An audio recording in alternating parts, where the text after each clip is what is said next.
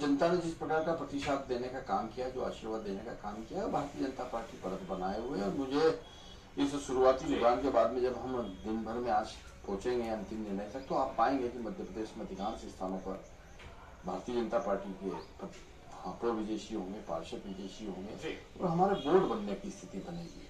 हमने जिस प्रकार से हर गांव भाजपा का मामला बना है कि हर जनपद पंचायत, जिला पंचायत और सरपंचों में भारतीय जनता पार्टी ने बढ़त बनाई, ऐसे आप देखेंगे कि नगरीय निकाय में भी आज बढ़त बनाने का काम करेंगे। ग्रामीण क्षेत्र में भी भारतीय जनता पार्टी के समर्थित लोग जीते हैं। जिला पंचायत अधिकांश स्थानों पर भारतीय जनता पार्टी के बोर्ड बनने की स्थिति है, अध्यक्ष उपाध्यक्ष और समितियां बनने का काम होने की स्थिति बन रही है।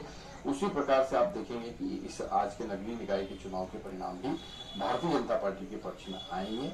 निश्चित तौर पर हम विजयश्री का वर्णन करेंगे, क्योंकि जनता ने हमारे किए हुए काम पर, हमारी बोली हुई बातों पर विश्वास करने का काम किया और लगातार ये विश्वास बढ़ता चला जा रहा है। आप देख रहे हैं कि देश भर में भारतीय जनता पार्टी की सरकारें जिस प्रकार से राज्यों में बढ़ती चली जा रही है, इससे ये प्रतीत हो रहा है कि लगातार भारतीय जनता पार्टी जिस वैचारिक अनुष्ठान को लेकर यात्रा राजनीतिक प्रारंभ किए हैं, और जब जनता ने अवसर दिया तो हमने उनको जब पूरा करने का काम किया, तो लोगों ने हम पे भरोसा करने का काम किया, मतदाताओं ने विश्वास करने का काम किया, और उस विश्वास को आशीर्वाद के रूप में इस प्रकार से हम स्क्रीन पे देख पा रहे हैं कि हम महापौर में और पार्षदों में आगे चल रहे हैं। ठीक है, चलिएगा, अच्छी बात है। आप 7 से ज्यादा नगर निगम में आगे चल रहे हैं महापौर की सीट पर, मिथुन जी। लेकिन पिछली बार के मुकाबले तस्वीर बदली है, 16 सीटों पर बीजेपी आगे थी। कुछ संतोष है जो फिलहाल रुझान आ रहे हैं? आपको लगता है कि इसमें कुछ तस्वीर और बदलेगी?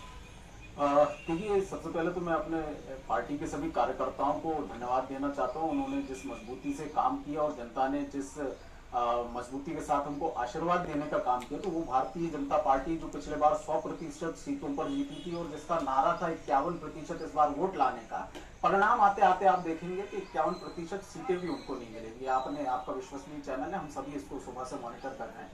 और 7 और 3 का जो आप डिफरेंस बता रहे हैं, मुझे कार्यालय से जो जानकारी मिली, छिंदवाड़ी की एक सीट जो है वहां पर भी हमारे प्रत्याशी आगे जा रहे हैं। तो ये 6 और 4 का मामला हो गया, और अब 11 के रूप में देखें तो 6 और 5 का मामला हो गया उस सरकार के लिए जिसने 3 सरकारों के नाम पर वोट मांगे थे कि नरेंद्र मोदी जी के काम के लिए, शिवराज जी के काम के लिए और हमारी नगर सरकार के काम के लिए वोट दीजिए। तो आज जनता ने स्वयं देखा कि कैसे उफने हुए नाले और बहती हुई सड़कों के बीच इन्होंने वोट मांगे, कड़ी महंगाई के बीच इन्होंने वोट मांगे, बढ़ती बेरोजगारी के बीच इन्होंने वोट मांगे, और जनता ने इनको आईना दिखाने का काम किया है कि आप सरकारें चलाने के लायक नहीं है। तो आप सोचिए, वो भारतीय जनता पार्टी जो 16 की 16 सीटें जीती थी पिछले चुनाव में, और उसके बाद हमारी जो मध्य प्रदेश के विधानसभा चुनाव थे उसमें हम बहुमत ले आए थे, तो अब की बार तो जनता इन चुनावों में भी हमें समर्थन दे रही है। तो इसका अनुपात आप देखिएगा कि कैसे हम 2/3 बहुमत लेकर के विधानसभा में आते हैं। भारतीय जनता पार्टी उसी वही बात राजपाल जी भी दोहरा रहे हैं कि अभी रुझान है,